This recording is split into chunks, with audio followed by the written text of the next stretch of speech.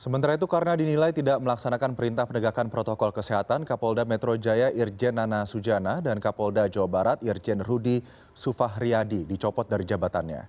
Pencopotan kedua Kapolda tersebut disampaikan Kadif Humas Polri Irjen Pol Argo Yuwono dalam konferensi pers di Mabes Polri Senin siang. Posisi Kapolda Metro Jaya digantikan Irjen Pol Muhammad Fadil Imran, sedangkan jabatan Kapolda Jawa Barat digantikan Irjen Pol Ahmad Doviri.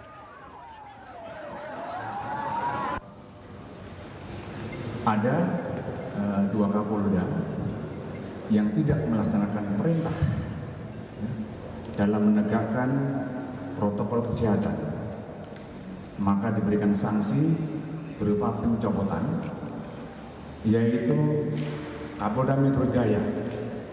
Ya. Kemudian yang kedua adalah Kapolda Jawa Barat. Ya, buntut pelanggaran protokol kesehatan yang terjadi di kawasan Petamburan, Jakarta Pusat, sejumlah pejabat kepolisian dimutasi. Dan untuk mengetahui informasi selengkapnya, sudah ada koresponden CNN Indonesia Arya Dita Utama dan juga produser lapangan Reza Ramadan di Jakarta. Saya ke Dito terlebih dahulu di Polda Metro Jaya. Dito, sebetulnya alasan polisi melakukan pencopotan Kapolda Metro Jaya dan Kapolda Jawa Barat apa? Dan siapa saja yang dimutasi terkait protokol kesehatan yang dilanggar ini atau tidak ditegakkan dengan tegas? Ya, halo, selamat sore Aldi. Memang sudah sangat jelas mengapa ada dua Kapolda sampai harus dicopot. Memang pihak Polri sendiri sudah mengatakan bahwa mereka dicopot lantaran mereka gagal menegakkan protokol kesehatan di wilayahnya masing-masing. Kita ketahui bahwa memang pada bulan ini sendiri terjadi sejumlah insiden di mana terjadi kerumunan massa yang cukup besar, di mana mereka juga tidak melaksanakan protokol kesehatan, tidak menjaga jarak minimal 1 meter, bahkan sebagian tidak menggunakan masker. Nah, itu memang menjadi risiko tersendiri. Padahal memang dalam konferensi pers yang disampaikan oleh Mahfud MD, Menko Polhukam sendiri mengatakan bahwa Indonesia sempat dipuji oleh pihak dari luar negeri untuk upayanya untuk mengatasi pandemi COVID-19 itu sendiri. Tapi segala upaya tersebut yang selama 8 bulan sudah diperjuangkan, nyatanya dengan hanya sejumlah insiden saja dia mengatakan tercoreng dengan aksi kerumunan massa itu sendiri. Dan hal ini dianggap sebagai sebuah kegagalan besar dan bahkan juga dapat menyebabkan penyebaran COVID-19 itu sendiri. Sehingga terkait hal ini maka ada dua Kapolda yang memang dicopot oleh pihak kepolisian. Dan hal itu juga disampaikan oleh Mahfud MD sendiri. Nah, mungkin dapat saya informasikan juga bahwa tadi sempat siapa yang akan dipindahkan. Nah, menurut Telegram Kapolri nomor ST 322-XI-KEP-2002 yang tertanggal 16 November itu mencopot Irjen Pol Nana Sujana sebagai Kapolda Metro Jaya dan juga mencopot Kapolda Jawa Barat yaitu Irjen Rudi.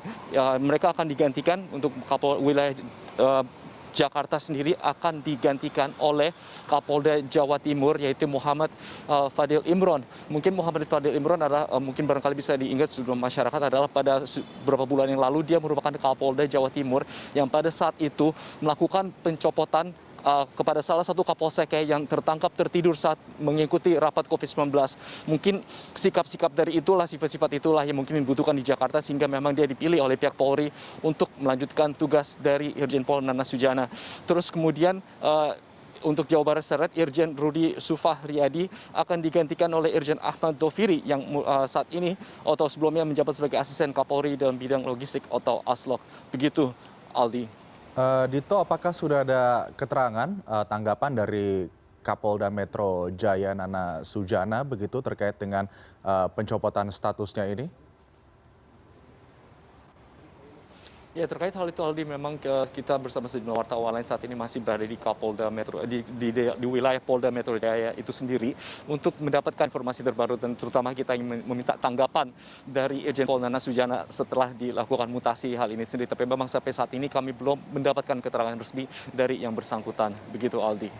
Baik, kita tunggu keterangan lebih lanjut itu terkait dengan pencopotan dan juga mutasi dua Kapolda ini dari Polda Metro Jaya. Saya akan selanjutnya ke Reza Ramadan di Balai Kota, maksud saya di DPRD DKI Jakarta. Reza, selamat sore. Apa tanggapan dari DPRD terkait kegiatan yang dilakukan yang menyebabkan kerumunan dilakukan oleh ormas keagamaan beberapa hari lalu? Ya, Aldi, kalau dari DPRD sendiri, DPRD dalam hal ini Wakil Ketua DPRD DKI Jakarta Zita Anjani kepada wartawan mengatakan bahwa sanksi yang diberikan Pemprov DKI Jakarta kepada Rizik Sihab dan juga FPI dalam hal ini sebagai penyelenggara dalam hal ini Rizik Sihab penyelenggara dari pernikahan dan juga FPI dalam penyelenggara Maulid Nabi, dikatakan bahwa sanksi yang diberikan ini sudah tepat. Hal ini karena memang Rizik Sihab dan juga FPI memang melakukan pelanggaran dalam hal ini pelanggaran PSBB transisi. Namun Zita juga mengatakan bahwa fenomena ataupun kejadian kerumunan yang terjadi pada beberapa waktu lalu ini adalah bentuk dari ketidakkonsistenan dari Pemprov DKI Jakarta dalam melakukan penegakan aturan karena adanya tebang pilih dalam penegakan aturan protokol kesehatan di tengah masyarakat selama PSBB transisi ini. Oleh karena itu masyarakat merasa apatis sehingga merasakan abai dalam masa PSBB transisi ini. Misalnya saja di dalam masa PSBB transisi ada Pemprov DKI Jakarta yang melakukan penegakan ke beberapa instansi ataupun ke beberapa dari pengusaha ataupun pelaku dari kegiatan. Namun ada juga pelaku yang tidak ditegakkan. Oleh karena itu hal inilah yang membuat masyarakat di DKI Jakarta merasa apatis dengan kondisi PSBB transisi pada saat ini. Oleh karena itu ketika kemarin ada Maulid Nabi dan juga pernikahan, maka kerumunan masyarakat sudah tidak merasa takut apabila akan adanya penegakan hukum. Jika dibandingkan ataupun misalnya saja penegakan aturan ini dilakukan secara konsisten oleh Pemprov DKI Jakarta sejak PSBB hingga PSBB transisi, maka masyarakat tentunya akan takut ketika dibuat acara dan juga yang bagaimana yang berpotensi akan menimbulkan kerumunan. Zat, barusan saja juga Menko Polhukam menyatakan bahwa sebetulnya penegasan terhadap protokol kesehatan ini ada di bawah ranah pemimpin daerah masing-masing begitu. Dan dengan melihat hal kejadian yang baru saja terjadi begitu beberapa hari yang lalu, adanya double standard atau standar ganda yang diterapkan, ada beberapa kerumunan yang dibubarkan, ada kerumunan yang tidak dibubarkan. Sebetulnya apa sikap Pemprov DKI Jakarta terhadap terjadinya kerumunan itu? Apakah hanya akan diberikan denda saja kepada ormas tersebut atau juga akan nanti ada penegakan hukum yang menyusul karena sudah ada imbauan dari Menko Polhukam? Ya, kalau dalam kasus ini, Aldi, dalam kasus kerumunan yang terjadi di Petamburan terkait dengan pernikahan Putri Rizik Sihab dan juga terkait dengan acara Maulid Nabi, maka ya hanya denda yang diberikan oleh Pemprov DKI Jakarta.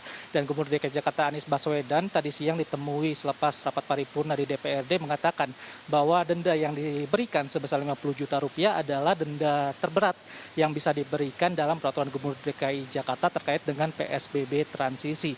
Dan hal ini sebagai bentuk dari keseriusan dari Pemprov DKI Jakarta dalam menegakkan protokol kesehatan disampaikan oleh Gubernur DKI Jakarta Anies Baswedan.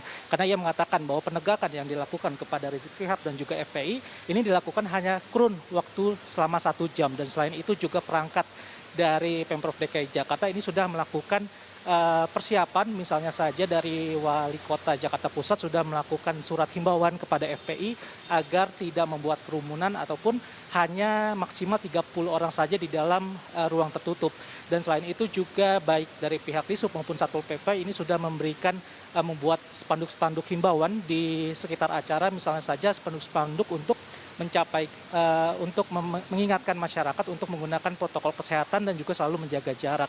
Namun memang hal ini akhirnya kerumunan terjadi dan Pemprov DKI Jakarta menurut Anies Baswedan sudah melakukan keputusan yang tegas, yaitu dengan memberikan sanksi terberat yaitu 50 juta rupiah. Dan selain itu juga Anies Baswedan, Aldi, juga mengatakan bahwa denda ini masih bersifat progresif. Artinya jika ada oknum ataupun ada lembaga yang mengulangi kesalahan, maka dendanya ini bisa dapat berlipat. Misalnya jika FPI melakukan kesalahan yang sama, maka dendanya ke depannya akan menjadi 100 juta rupiah. Apabila kesalahan ini diulang, maka dendanya akan berlipat jadi 150 juta rupiah. Artinya dendanya masih bersifat progresif.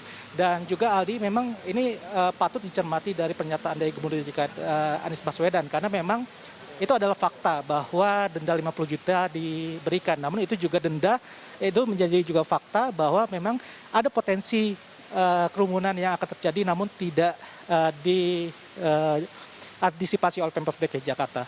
Aldi. Baik Reza, jadi meskipun sudah menyebabkan banyak kerumunan, ada potensi penyebaran COVID-19 yang meningkat sangat tajam akibat kerumunan, tapi tetap hanya diberikan denda. Begitu, terima kasih Reza Ramadan, produser lapangan CNN Indonesia melaporkan dari Balai Kota DKI Jakarta. Sebelumnya juga ada Arya Dita Utama melaporkan dari kawasan Polda Metro Jaya. Terima kasih rekan-rekan atas informasi Anda.